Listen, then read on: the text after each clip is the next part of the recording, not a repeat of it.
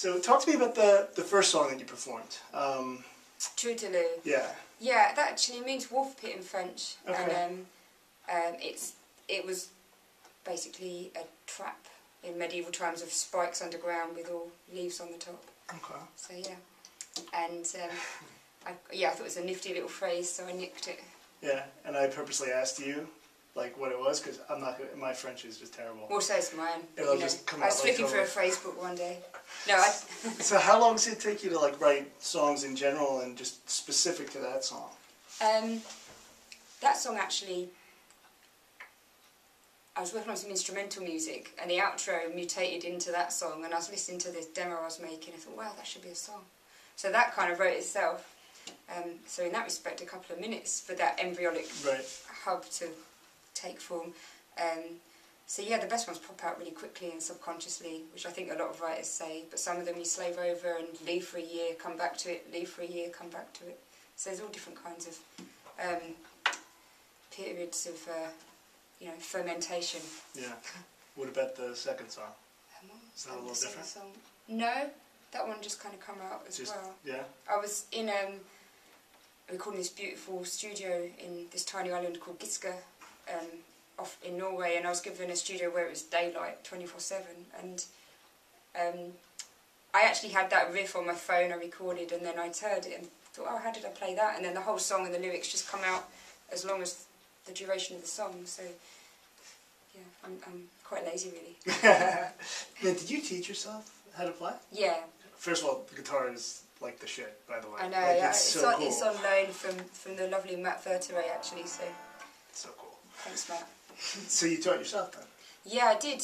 I think my uncle gave like an old acoustic and tweaked around with these things here and found a tuning that made sense to me and got into open tunings, which I later found out they were called, and yeah, just tried to find a different way of playing it that A was quicker, to quick satisfaction, because I'm not very patient with things like that, and also I just wanted it to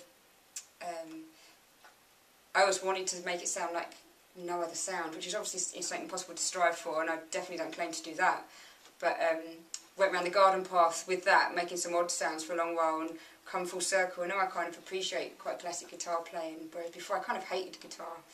Yeah. I played it like I hated it, you know. And I'm guessing like people who don't know you and they just see you and they hear your accent and they're probably expecting someone like Adele or something, and then you come out and you like break out like Dick Dale and type like Are you getting that a lot where people are kind of like blindsided? Yeah, people see a girl at the moment with a sort of their name as how they're presenting what they do musically, and of course you can't judge someone by a gender. But people do, and I understand why. But yeah, I mean, everyone pigeonholes. And as a songwriter, they think you're going to be moaning on about a relationship that died 2 years ago with an acoustic guitar and all of that. And it is a bit frustrating, but I understand why, because there is a lot of really rubbish singer-songwriters out there that have made that a genre when it's not a genre. Obviously, you can't compare Bob Dylan with Nick Drake or with Nick Cave or blah blah blah. Right. So yeah, people always expect something different, but that's quite a positive thing. It's nice to surprise people that you maybe don't do what they expect. You say genre really cool. Can you say it again for me? Genre? Yeah. I'll probably say it different then. No, you say it's so cool. No, that's exactly how you said it. So talk to me, like, and I mean this with the utmost respect. And we were talking about this before the interview, about how like your music should be the soundtrack to like a Quentin Tarantino movie. Like I picture like Kill Bill 3 or something, the gang just walking in slow motion to your music. Yeah, it'd be You cool. get that a lot? Yeah, I do, and I'm not the biggest film buff, to be honest, although I appreciate that kind of, that film in particular. Yeah, I do get that a lot, and I guess I write with always certain visions, and I guess that sort of sense of drama in the chord changes themselves. And stuff maybe makes people feel a bit cinematic about it. I think that's pretty cool to be compared though to something like that. Because like everyone's just always like, okay, you're the next X or something, you're the next whatever.